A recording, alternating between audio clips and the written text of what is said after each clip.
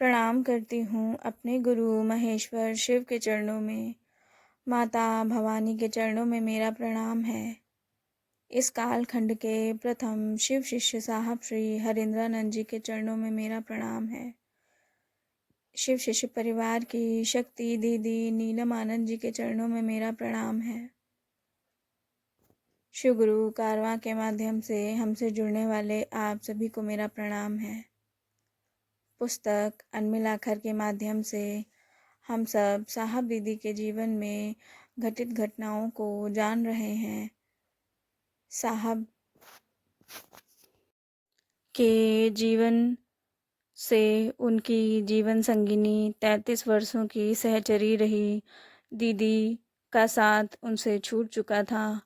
दीदी अब महादेव के पास चली गई थी। भले ही दीदी माँ आज इस शरीर में नहीं है, किंतु उनकी ऊर्जा हम सभी शिव शिष्यों के साथ काम कर रही है। अपने गुरु की राह में दीदी के इस शरीर में ना रहने के बाद शिव की शिष्यता में क्या परिवर्तन हुए, अब आगे जानते हैं। यह काल है, अपनी गति से चलता है। इसका अपना प्रवाह है। हर दिन हर पल स्वयं में अपने आप में एक इतिहास समेटे चलता है। आकलन करने पर लगता है कि जीवन की इस तपती रेत पर चलते चलते कितना लंबा सफ़र तय कर लिया है। बहुत कठिन था इस डगर को पार करना। वर्ष 2007 की होली। अनु बाबू कुछ सालों से सपरिवार रांची में रहने लगे थे। हॉल में एक ओर साहब बैठे हैं और सामने दूसरी ओर मंडल सर के साथ अन्य लोग। मोनू बाबू दोस्तों के साथ होली के हुड़दंग में थे। लवली दीदी किचन में पकवान बनाने में सहयोग कर रही थी। ड्राइंग रूम में ज़्यादा लोग नहीं थे। सूरज आसमान की ऊंचाइयों की ओर जा रहा था। लवली दीदी पुआ पकवान की एक थाली सजाकर साहब के पास आई और कहा, महादेव को चढ़ा दीजिए। मैं नहीं चढ़ाऊँगा, तुम चढ़ा दो। साहब बोले, मुझको नहीं चढ़ाना है, आप चढ़ाइए। अरे चढ़ाने का मन नहीं है, साहब ने अनमने होकर कहा। पकवान की थाली बगल के मेज पर रख कर लवली दीदी रसोई में चली गई। सर, मेरा मन नहीं है चढ़ाने का, मैं क्या करूं? प्रत्युत्तर में मंडल सर ने कुछ नहीं कहा। साहब असमंजस में। कई वर्षों से पर्व के दिन तो महादेव को ही सबसे पहले पकवान चढ़ाए जाते हैं। नीलम के जाने के बाद अब मुझे ही यह काम करना होगा, साहब ने कहा और भोग की थाली उठाकर सामने पूजा घर में गए। पर्दा हटाया और बोले, बुढ़ऊ, आपको खिलाने का मन नहीं है, फिर भी मैं लेकर आया हूँ, आपको खा लेना चाहिए। थाली पूजा की टेबल पर रखी। बगल में पानी से भरा ग्लास रखा। बाहर आकर बैठ गए। थोड़ी देर के बाद साहब ने एक बच्चे से कहा, पूजा घर से थाली ले आओ। वह पूजा घर में गया और आकर कहा, पुआ तो खाया हुआ है, फर्श पर थोड़ा पानी भी गिरा हुआ है। तीनों पूजा घर में गए। साहब ने थाली उठाई और बाहर आ गए। शेष बची थाली का पुआ और पकवान 2 दिनों तक आगंतुकों को प्रसाद के रूप में मिलता रहा। मंडल सर ने कहा, आपने महादेव को कहा कि मुझको आपको खिलाने का मन नहीं है। ऐसी बात पर कोई अति प्रिय पात्र भी नहीं खाएगा। पर पुआ तो ग्रहण हुआ। साहब ने मुस्कुरा दिया। कौन जानता था कि गुरु और मुरीद के मन की संगम स्थली कहाँ है। जगत या उससे परे कुछ भी सृष्ट है तो काल भी उसके संग प्रसूत है। काल निसंगी होता है, ना किसी का मित्र और ना किसी का शत्रु।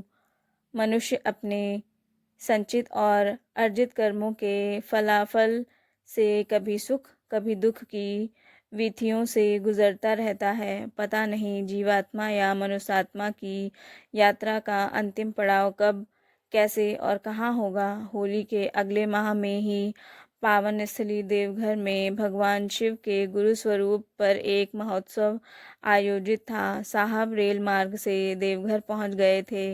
रांची से उनकी बड़ी बहू बरखा दीदी और छोटे छोटे बच्चे गौरी, अर्चिता एवं रत्नम दक्षिणामूर्ति के साथ देवघर आ गई थीं।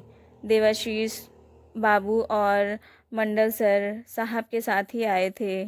महोत्सव समाप्ति के दूसरे दिन सभी सड़क मार्ग से तारापीठ, रामपुर हाट के लिए रवाना हुए।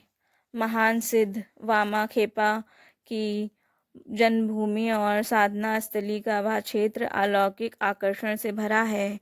पार्श्व में बहती नदी किनारे अवस्थित शमशान में औघड़ों की चहल पहल जीवन के विस्मृत सत्य मृत्यु की याद दिला जाती है। तारापीठ में रात्रि विश्राम एक होटल में हुआ। सभी होटल के कमरे में बैठे थे। डॉक्टर अमित जी साहब के जमाता ने माँ तारापीठ की पूजा की पृष्ठभूमि जानने की इच्छा व्यक्त की। देखिए, मुझे बहुत कुछ नहीं मालूम है। ग्रंथों के पन्ने जो मुझको याद हैं बताते हैं कि नालंदा और विक्रमशिला में माँ तारा का मंदिर था। माँ तारा को वज्रयानीय तारा या महाचीन तारा कहा जाता है। ईस्वी सन 700 में नालंदा का पतन प्रारंभ हुआ। पाल वंशीय राजाओं के द्वारा विक्रमशिला को ख्याति प्राप्त हुई और यह वज्रयान का केंद्र बन गया। वज्रयान को सहजयान भी कहते हैं। उल्लेख है कि तिब्बत के सम्राट ने नालंदा से ईस्वी सन 724 में शांतरक्षित को अपने देश बुलाया था। शांतरक्षित के तिब्बत जाने पर प्राकृतिक उपद्रव होने लगे। तदुपरांत यहाँ के लोग पदम संभव को लामारिन पोचे कहते थे। आज का लामा धर्म पदम संभव की मूल कृति है। माँ तारा मूलतः तिब्बत के भोंट प्रदेश में बौद्ध सिद्धों के द्वारा पूजी जाती थी। इनके 3 रूप कहे गए हैं, एक जटा तारा, नील तारा और उग्र तारा। कालांतर में 10 महाविद्याओं की अवधारणा आई, जिसमें मुख्य देवी काली हैं। काली के उग्र और सौम्य 2 रूपों में अनेक रूप धारण करने वाली 10 महाविद्याएं हैं। सचमुच महाकाली के 10 प्रधान रूपों को ही 10 महाविद्या कहते हैं। अमित जी फिर पूछते हैं कि 10 महाविद्या को तारा से क्या लेना देना। तब साहब कहते हैं, अरे यार, तारा द्वितीय महाविद्या है। भुवनेश्वरी, षोडशी, त्रिपुर सुंदरी, मातंगी और कमला सौम्य रूप हैं। शेष महाविद्याएं उग्र मानी जाती हैं। किंतु अतस से कोमल शमशान साधना पर भी बातें हुई। रात ज़्यादा हो गई थी, सो सभी भोजन उपरांत शयन के लिए चले गए। दूसरे दिन सूरज की लालिमा के साथ सभी ने माँ तारा के मंदिर में प्रवेश किया। अपना नमन निवेदित करते हुए सभी बाहर निकले। अल्पाहार लिया। स्कॉर्पियो गाड़ी चल पड़ी देवघर की ओर, जहां रात्रि में ट्रेन से पटना वापसी करनी थी। समय ने पलड़ा बदला और स्कॉर्पियो भूलवश दूसरे रास्ते से भागलपुर पहुंच गई। अब नवगछिया होकर ही पटना लौटने का विकल्प शेष था। नवगछिया मोड़ पर सड़क के किनारे एक बांस की चचरी पर बैठकर दिन का भोजन हुआ। स्थानीय शिव शिष्य बालकृष्ण यादव जी ने अपने घर से भोजन की व्यवस्था की थी। सूरज अभी पश्चिम नहीं आया था। राष्ट्रीय उच्च पथ 31 पर स्कॉर्पियो अपनी स्पीड से पटना की ओर चल रही थी। गति ज़्यादा नहीं थी। वैसे भी साहब को तेज गति से चलना अब पसंद नहीं था। जब उम्र कम थी तब तो साहब की गाड़ी हवा से बातें किया करती थी। अब मुश्किल से 2-3 किलोमीटर ही चले होंगे, तभी दाहिने से आ रहे एक छोटे ट्रक ने सामने से जोर का धक्का मारा। सड़क पूरी तरह सुनसान थी। मार्ग के चारों ओर दूर दूर तक कोई बस्ती या व्यक्ति नहीं था। स्कॉर्पियो के परखचे उड़ गए। साहब खून से लहूलुहान चालक सलीम गाड़ी की स्टीयरिंग से दब गए थे। बरखा दीदी दर्द से चिल्लाती हुई, उनके कंधे की हड्डी टूट गई थी। छोटी सी गौरी का पाँव टूट गया था। जिस तरीके से अबोध रत्नम बाबू गाड़ी की सीट के नीचे दबे थे, उनका जीवित रहना स्वयं में एक चमत्कार था। जिस उम्र में बच्चे बैठ भी नहीं पाते हैं, उस उम्र में इन बच्चों ने मौत का तांडव देख लिया था। ऐसा लग रहा था उस दक्षिणामूर्ति शिव ने अपने इस रत्न पर विशेष कृपा बरसाई थी। रत्नम फंसे लेकिन सुरक्षित थे। कालांतर में रत्नम का नाम ही हो गया है रत्नम दक्षिणामूर्ति। साहब ने बताया कि एक्सीडेंट के बाद जैसे ही वे थोड़ा संभले तो उन्होंने इन दोनों बच्चों को ही देखने की कोशिश की। कोई मददगार नहीं। किसी तरह साहब स्कॉर्पियो से बाहर आए, सभी को बाहर निकाला और ज़मीन पर बड़ी मुश्किल से बिठाया, जबकि साहब के सिर से भी खून बह रहा था। देवाशीष बाबू और मंडल सर जी सुरक्षित थे, किंतु अचानक हुई दुर्घटना ने दोनों की बुद्धि को कुंठित कर दिया था। अजीबोगरीब स्थिति। स्कॉर्पियो सड़क पर बाएं थी। दोनों गाड़ियों के बीच में अच्छा फासला था। भला होनी को कौन टाल सकता है, इसे दुर्घटना नहीं कहा जा सकता। बाएं से गुजरती ट्रक ने अकारण और अचानक तेजी से दाहिने मुड़कर स्कॉर्पियो को मारा था। तुरा यह कि चालक और खलासी को किसी ने भागते भी नहीं देखा। बच्चों का करुण क्रंदन सभी निरुपाय। तभी सामने से दो मोटरसाइकिल पर दो नवयुवक आते दिखाई दिए। दोनों ने स्वतः अपनी मोटरसाइकिलें रोकी। दोनों की उम्र लगभग 20 वर्ष रही होंगी। एक मालवाहक खाली टेम्पो भी गुजरा। दोनों लड़कों ने बलात् बरखा दीदी, शमीम एवं बच्चों को सहारा देते हुए लड़कों ने खाली टेम्पो पर बिठाया और नवगछिया अस्पताल की ओर बढ़ गया। साथ में देवाशीष बाबू भी गए। दूसरे लड़के ने साहब से कहा, आप मेरी मोटरसाइकिल पर आ जाएं। आपके माथे से बहुत खून बह रहा है। साहब मोटरसाइकिल के पीछे सवार हुए। मंडल सर ने कहा, हम सारा सामान लेकर बाद में आते हैं। नवगछिया अस्पताल में चिकित्सकों, नर्सों व कर्मचारियों ने मिलकर जो चिकित्सा उपलब्ध कराई वह प्रशंसा से परे है। मधुर और स्नेहिल व्यवहार। आधे घंटे के भीतर दुर्घटना का यह समाचार जंगल की आग की तरह फैल गया। स्थानीय विधायक, पुलिस पदाधिकारी और सैकड़ों शिव शिष्य एवं शिष्याओं का अस्पताल परिसर में जमावड़ा लग गया। रात्रि 8 बजे अस्पताल से मुक्ति मिली, किंतु चिकित्सक का प्रेम भरा परामर्श था कि कल भागलपुर मेडिकल कॉलेज और अस्पताल में अवश्य दिखला लेंगे, क्योंकि यहाँ एक्सरे आदि की सुविधा नहीं है। साहब शाम से ही उन दोनों लड़कों से मिलने की जिद करते रहे। अस्पताल का रास्ता बाजार होकर गुजरता है। देखा बहुतों ने था, लेकिन पहचाना किसी ने भी नहीं। आज तक स्थानीय गुरु भाई बहन उन दोनों नवयुवकों की तलाश करते हैं, किंतु विफल हैं। रात्रि लगभग 9 बजे साहब के छोटे पुत्र अभिनव आनंद पटना से आ गए थे। डॉक्टर अमित जी, जो उन दिनों एम्स दिल्ली में चिकित्सक थे, देवघर महोत्सव में आए हुए थे। सूरज ढलते ही वो भी आ गए। दूसरे दिन ज्येष्ठ पुत्र अर्चित आनंद जी भी रांची से पहुंच गए थे। चिकित्सा के लिए 4 दिनों तक नवगछिया में बालकृष्ण जी के निजी आवास पर ठहराव हुआ। उनके आवास के चारों ओर शुभचिंतकों का सदैव मेला लगा रहता। पूर्णिया, नवादा, औरंगाबाद, नेपाल आदि स्थानों से शिव शिष्यों ने तो डेरा ही डाल दिया था। बालकृष्ण जी के पूरे परिवार ने दिन रात सभी की भरपूर सेवा की। भागलपुर की सुधा रामनारायण जी ने तो बरखा दीदी का साथ ही नहीं छोड़ा। वे वहीं मेडिकल कॉलेज अस्पताल में ही भर्ती थीं। साहब ने दुर्घटना की मध्यरात्रि तक लोगों के बीच शिव चर्चा की थी।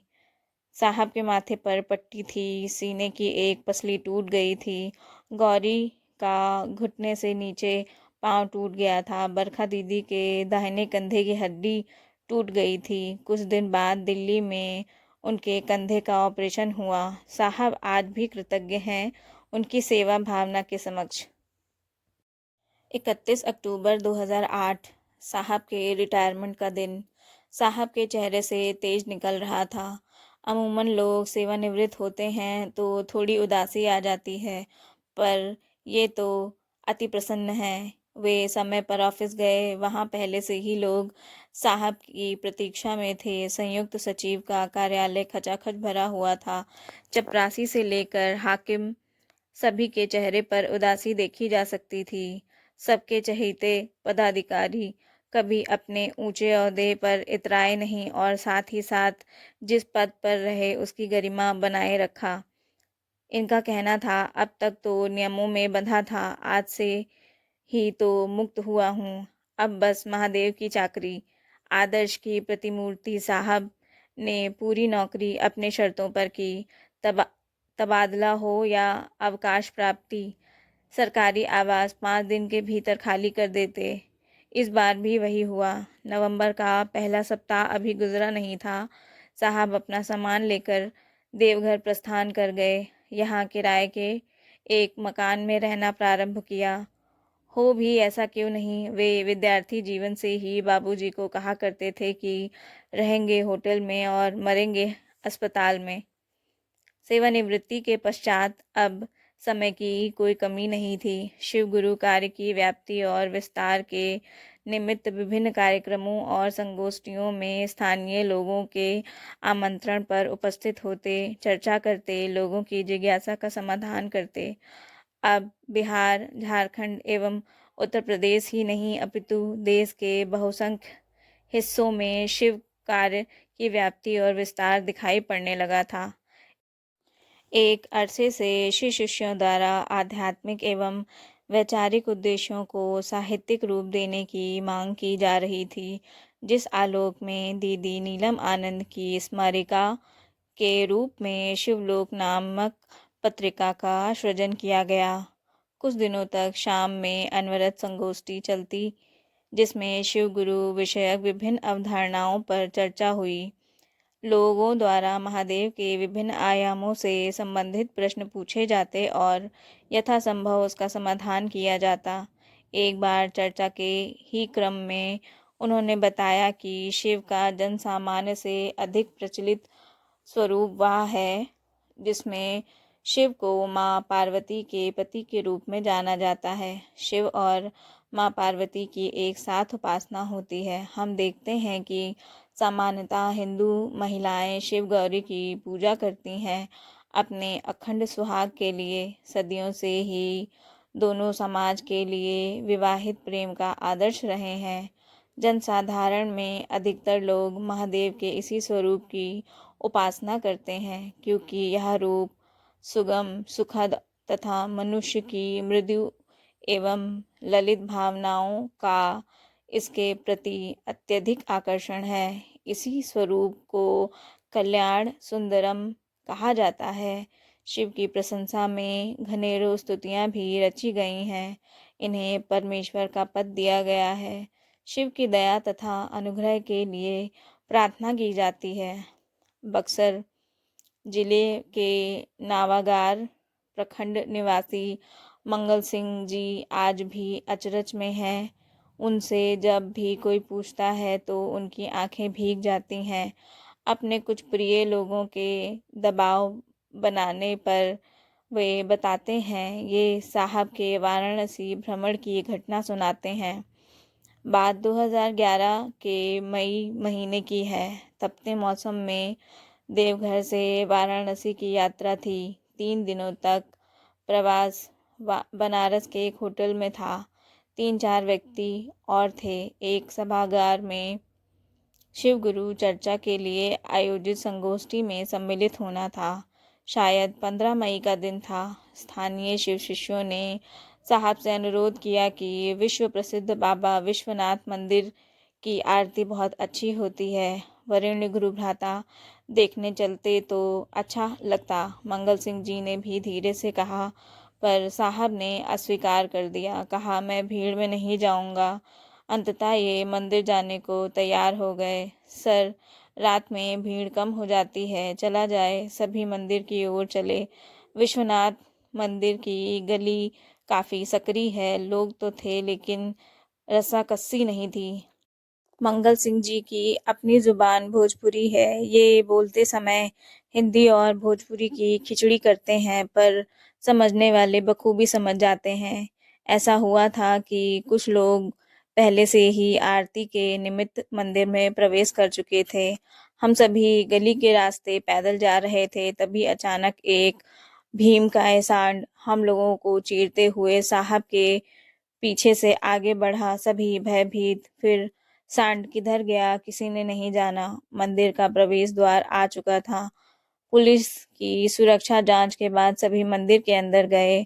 भारत की विश्वविख्यात तीर्थस्थली का वह अनुपम ज्योतिर्लिंग चारों ओर खड़े लगभग 500 लोगों के कारण दृष्टिगोचर नहीं था।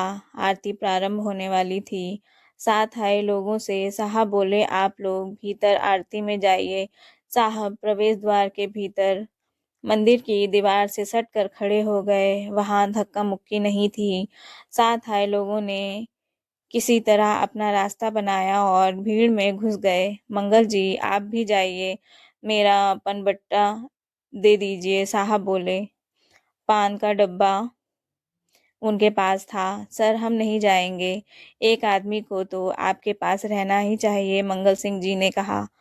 इतनी देर में ही आरती शुरू हो गई। बलिष्ठ शरीर, गौर वर्ण, माथे पर काली छोटी छोटी केश राशियां, चंदन का टीका, जनेऊ कुछ भी नहीं, केवल कमर के नीचे घुटने तक का सफेद कपड़ा, लंबाई 6 फीट से अधिक, उम्र करीब 20-22 साल, गोल मटोल, सुंदर, आनंद। हाथों में प्रज्वलित आरती का विशाल पीतल का पात्र और आरती की उठती हुई 2.5-3 फीट की लौ पुरोहित के चेहरे को दिव्य स्वरूप दे रही थी, मानो शिव पुत्र कार्तिकेय स्वयं अपने पिता भगवान शंकर की आरती में मग्न हों। उस भीड़ के बाहर खड़े साहब को पुरोहित स्पष्ट दिख रहे थे। लगभग 10 मिनट में आरती खत्म हो गई। मंगल जी, निकलिए, नहीं तो निकलने वाली भीड़ हम लोगों को पकड़ लेगी, साहब ने झट से कहा।